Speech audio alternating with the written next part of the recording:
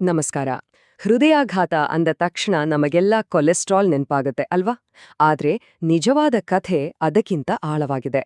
ಬನ್ನಿ, ಇವತ್ತು ಸಾಮಾನ್ಯ ತಿಳುವಳಿಕೆಗಿಂತ ಒಂದು ಹೆಜ್ಜೆ ಮುಂದೆ ಹೋಗಿ ಹಾರ್ಟ್ ಅಟ್ಯಾಕಿನ ನಿಜವಾದ ಮುಚ್ಚಿಟ್ಟಿರೋ ಕಾರಣ ಏನು ಅಂತ ನೋಡೋಣ. ಸ್ವಲ್ಪ ಮೆಟ್ಲು ಹತ್ತಿದ ತಕ್ಷಣ ಉಸಿರು ಬಿಗಿ ಹಿಡ್ದಾಗೆ ಆಗುತ್ತಾ, ಅಥವಾ ಎದೆ ಮೇಲೆ ಏನೋ ಭಾರ ಇಟ್ಟಾಗೆ ಅನ್ಸುತ್ತಾ? ಇವೆಲ್ಲ ಸಣ್ಣ ವಿಷಯ ಅಂತ ನಾವ್ ಅನ್ಕೊಳ್ತೀವಿ, ಆದ್ರೆ ಇವು ನಮ್ಮ ದೇಹ ನಮ್ಗೆ ಕೊಡ್ತಾ ಇರೋ ಪ್ರಮುಖ ಸಿಗ್ನಲ್ಗಳಾಗಿರಬಹುದು. ಇದನ್ನ ನಾವು ತುಂಬಾ ಸಲೀಸಾಗಿ ನಿರ್ಲಕ್ಷಿಸ್ಬಿಡ್ತೀವಿ. ಸರಿ, ಹಾಗಿದ್ರೆ ವಿಷಯಕ್ಕೆ ಬರೋಣ. ಹಾರ್ಟ್ ಅಟ್ಯಾಕ್ ಅಂದ್ರೆ ಬರೀ ಕೊಲೆಸ್ಟ್ರಾಲ್ನ ಆಟ ಅನ್ಕೊಂಡ್ರೆ ಅದು ಅರ್ಧ ಸತ್ಯ ಅಷ್ಟೆ. ನಿಜವಾದ ಕಾರಣ ಅದಕ್ಕಿಂತನೂ ಹೆಚ್ಚು ಸಂಕೀರ್ಣ ಮತ್ತು ಸ್ವಲ್ಪ ಆಶ್ಚರ್ಯಕರ ಕೂಡ. ಮೊದಲನೇದಾಗಿ, ನಮ್ಮ ರಕ್ತನಾಳಗಳ ಬಗ್ಗೆ ನಮ್ಗಿರೋ ಒಂದು ದೊಡ್ಡ ತಪ್ಪು ಕಲ್ಪನೆಯನ್ನ ಸರಿ ಮಾಡ್ಕೊಳ್ಳೋಣ. ನೋಡಿ, ನಮ್ಮ ರಕ್ತನಾಳಗಳನ್ನ ನಾವು ನೀರಿನ ಪೈಪ್ ತರಹ ಅನ್ಕೋತೀವಿ, ಕಾಲ ಕಳೆದಂತೆ ಬ್ಲಾಕ್ ಆಗ್ತಾ ಹೋಗುತ್ತೆ ಅಂತ. ಆದ್ರೆ ಅದು ನಿಜವಲ್ಲ. ವಾಸ್ತವದಲ್ಲಿ ಅವು ಜೀವಂತ ಅಂಗಾಂಶಗಳು. ಅವು ರಕ್ತದ ಹರಿವಿಗೆ ತಕ್ಕಂತೆ ಹಿಗ್ಗಬಲ್ಲವು, ಕುಗ್ಗಬಲ್ಲವು. ಇದರ ಅರ್ಥ ಏನು ಗೊತ್ತಾ?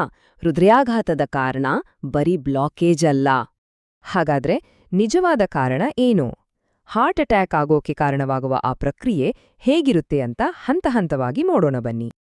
ನೋಡಿ, ಇಲ್ಲಿ ನಿರ್ಣಾಯಕವಾದ ಅಂಶ ಪ್ಲ್ಯಾಕ್ ಅಲ್ಲ, ಬದಲಾಗಿ ಆ ಪ್ಲ್ಯಾಕ್ ಒಡೆದಾಗ ನಮ್ಮ ದೇಹ ಅದನ್ನ ಸರಿಪಡಿಸಕ್ಕಂತ ಒಂದು ರಕ್ತದ ಹೆಪ್ಪುಗಟ್ಟುವಿಕೆಯನ್ನ ತೋರ್ಮಾಡುತ್ತ ನೋಡಿ.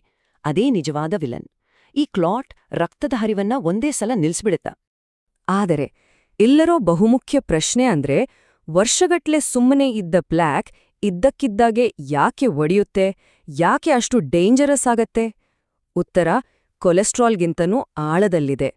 ಇದಕ್ಕೆ ಮುಖ್ಯ ಕಾರಣ ಉರಿಯೂತ ಅಥವಾ ಇನ್ಫ್ಲಮೇಷನ್. ಇದನ್ನ ನಮ್ಮ ದೇಹದ ಒಳಗಿನ ಒಂದು ಸಣ್ಣ ಬೆಂಕಿ ಅಂತ ಅನ್ಕೋಬಹುದು. ಈ ಉರಿಯೂತ ರಕ್ತನಾಳಗಳ ಗೋಡೆಗಳನ್ನ ದುರ್ಬಲಗೊಳಿಸಿ ಆ ಪ್ಲ್ಯಾಕ್ ಅನ್ನ ಒಂದು ಟೈಮ್ ಬಾಂಬ್ ತರ ಮಾಡ್ಬಿಡುತ್ತೆ. ಸರಿ, ಈಗ ನಮಗೆ ಸಮಸ್ಯೆ ಮೂಲ ಗೊತ್ತಾಯ್ತು. ಹಾಗಿದ್ರೆ ಪರಿಹಾರದ ಕಡೆಗೆ ಹೋಗೋಣ. ಪ್ರಕೃತಿಯೇ ನಮಗೆ ಒಂದು ತುಂಬಾನೇ ಸರಳವಾದ ಆದ್ರೆ ಶಕ್ತಿಯುತವಾದ ಪರಿಹಾರವನ್ನ ಕೊಟ್ಟಿದೆ. ಹೌದು, ನೀವು ಸರಿಯಾಗೇ ಕೇಳ್ತಾ ಇದ್ದೀರಾ. ಇಸಬ್ಗೋಲ್. ಸಾಮಾನ್ಯವಾಗಿ ಇದನ್ನ ಮಲಬದ್ಧತೆ ನಿವಾರಣೆಗೆ ಬಳಸ್ತಾರೆ ಅಂತ ನಮಗೆಲ್ಲ ಗೊತ್ತು. ಆದ್ರೆ ಹೃದಯದ ಆರೋಗ್ಯಕ್ಕೆ ಇದರ ಅದ್ಭುತ ಪ್ರಯೋಜನಗಳು ಹೆಚ್ಚಿನವರಿಗೆ ತಿಳಿದೇ ಇಲ್ಲ. ನೋಡಿ, ಇಸಬ್ಗೋಲ್ ಅನ್ನೋದು ಒಂದು ಔಷಧಿ ಅಲ್ಲ, ಇದು ಒಂದು ಕ್ರಿಯಾತ್ಮಕ ಕರಗುವ ಫೈಬರ್. ವೈಜ್ಞಾನಿಕವಾಗಿ ಹೇಳೋದಾದ್ರೆ, ನಮ್ಮ ಹೃದಯವನ್ನ ರಕ್ಷಿಸೋಕೆ ಇರೋ ಅತ್ಯಂತ ಪವರ್ಫುಲ್ ಸಾಧನಗಳಲ್ಲಿ ಈ ಕರಗುವ ಫೈಬರ್ ಕೂಡ ಒಂದು. ಹಾಗಾದ್ರೆ ಇದು ನಮ್ಮ ದೇಹದೊಳಗೆ ಹೇಗೆ ಕೆಲಸ ಮಾಡುತ್ತೆ? ಇದರ ಕಾರ್ಯವೈಖರಿಯನ್ನ 3 ಸಿಂಪಲ್ ಸ್ಟೆಪ್ಸ್ನಲ್ಲಿ ಅರ್ಥ ಮಾಡ್ಕೊಳ್ಳೋಣ. ಇದರ ಕೆಲಸ ಮಾಡುವ ರೀತಿ ನಿಜಕ್ಕೂ ಅದ್ಭುತ. ಮೊದಲನೇದಾಗಿ, ಇದು ಕೆಟ್ಟ ಕೊಲೆಸ್ಟ್ರಾಲ್ ಕಡಿಮೆ ಮಾಡುತ್ತೆ.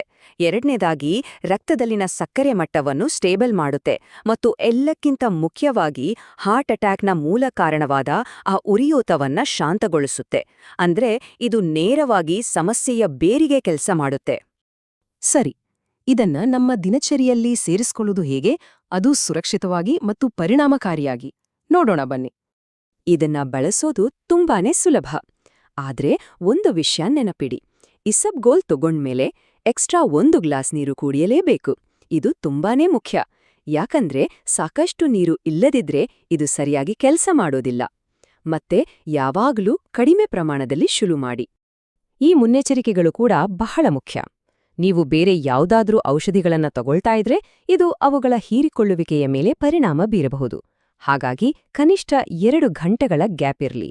ಮತ್ತೆ ನಿಮಗೆ ಗಂಭೀರವಾದ ಆರೋಗ್ಯ ಸಮಸ್ಯೆಗಳೇನಾದ್ರೂ ಇದ್ರೆ ದಯವಿಟ್ಟು ವೈದ್ಯರ ಸಲಹೆ ಪಡೆಯಿರಿ. ಈಗ ಒಂದು ಪ್ರಮುಖ ವಿಷಯವನ್ನ ನಾವೆಲ್ಲ ಅರ್ಥ ಮಾಡಿಕೊಡ್ಬೇಕು.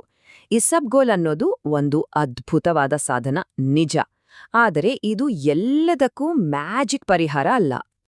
ಈ ಮಾತು ಎಲ್ಲವನ್ನೂ ಸ್ಪಷ್ಟವಾಗಿ ಹೇಳುತ್ತೆ. ಆರೋಗ್ಯಕರ ಜೀವನ ಶೈಲಿಯನ್ನು ಬಲವಾದ ಅಡಿಪಾಯದ ಮೇಲೆ ಮಾತ್ರ ಇಂತಹ ನೈಸರ್ಗಿಕ ಪರಿಹಾರಗಳು ಚೆನ್ನಾಗಿ ಕೆಲಸ ಮಾಡೋಕ್ ಸಾಧ್ಯ. ನೀವು ತಡರಾತ್ರಿ ಹೊಟ್ಟೆ ತುಂಬಾ ಊಟ ಮಾಡೋದು, ದಿನವಿಡೀ ಕೂತಲ್ಲೇ ಕೂತಿರೋದು, ಸರಿಯಾಗಿ ನಿದ್ದೆ ಮಾಡದೇ ಇರೋದು, ಅಥವಾ ಸದಾ ಟೆನ್ಷನಲ್ಲೇ ಇದ್ರೆ ಕೇವಲ 1 ಚಮಚ ಇಸಬ್ಗೋಲ್ ಯಾವ ಪವಾಡವನ್ನೂ ಮಾಡೋಕೆ ಸಾಧ್ಯವಿಲ್ಲ. ಇದು ಒಂದು ಟೀಮ್ ಗೇಮ್ ಇದ್ದ ಹಾಗೆ.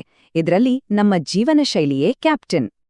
ಹಾಗಾಗಿ ನಮ್ಮ ಗುರಿ ಕೇವಲ ಯಾವುದೋ ಒಂದು ರೋಗಲಕ್ಷಣವನ್ನ ಸರಿಪಡಿಸೋದಲ್ಲ, ಬದಲಾಗಿ ಆರೋಗ್ಯದ ಮೂಲವನ್ನೇ ಬಲಪಡಿಸೋದು. ನಿಮ್ಮ ಆಹಾರ, ವ್ಯಾಯಾಮ, ನಿದ್ದೆ ಮತ್ತು ಒತ್ತಡ ನಿರ್ವಹಣೆ ಈ ಎಲ್ಲದರ ಮೇಲೆ ಗಮನ ಹರಿಸಬೇಕಾಗತ್ತೆ. ಈ ಮಾಹಿತಿ ನಿಮ್ಮನ್ನು ಯೋಚನೆಗೆ ಹಚ್ಚಿದೆ ಅಂತ ಭಾವಿಸ್ತೇನೆ. ನೆನಪಿಡಿ, ಒಂದು ಸಣ್ಣ ಆರೋಗ್ಯಕರ ಬದಲಾವಣೆ ಕೂಡ ಮುಂದೆ ದೊಡ್ಡ ವ್ಯತ್ಯಾಸವನ್ನ ತರಬಲ್ಲದು. ಹಾಗಿದ್ರೆ ಇಂದೇ ಆ ಮೊದಲ ಹೆಜ್ಜೆಯನ್ನ ಇಡೋಣ, ಅಲ್ವೇ?